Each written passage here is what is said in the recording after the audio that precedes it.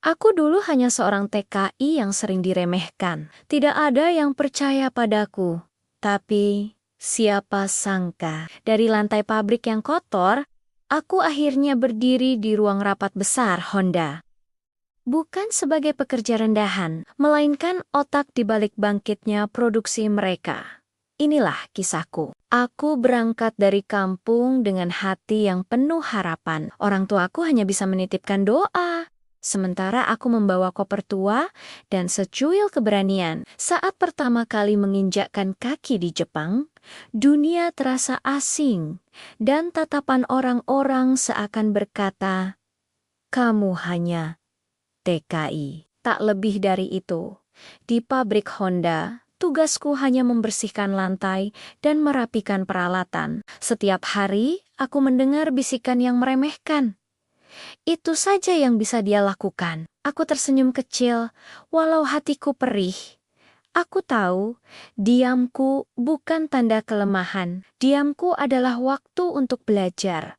Suatu malam, mesin besar tiba-tiba berhenti.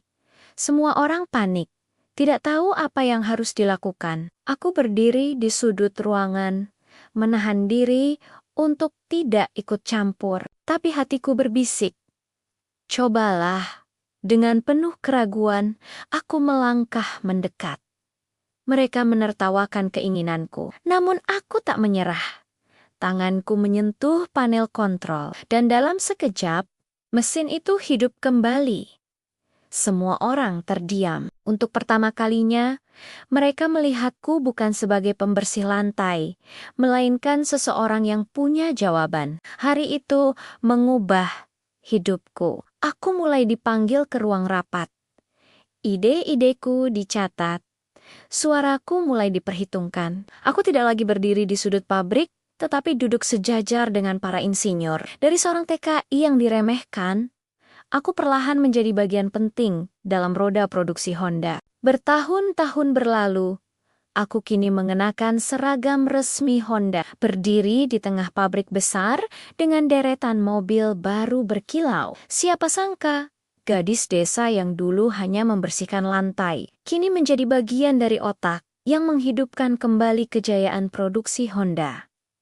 Saat aku menatap jauh ke depan, aku hanya bisa tersenyum. Aku pernah diremehkan, tapi justru dari situlah kekuatanku tumbuh. Kisahku hanyalah satu dari jutaan cerita tentang keberanian para TKI yang berjuang di negeri orang. Jika kamu percaya bahwa mimpi bisa mengubah segalanya, tekan tombol like sekarang juga. Tulis komentarmu tentang kisah ini. Bagikan agar lebih banyak orang yang terinspirasi. Dan jangan lupa subscribe channel FS Narasi untuk cerita-cerita inspiratif lainnya. Karena setiap kisah, sekecil apapun, punya kekuatan untuk mengubah dunia.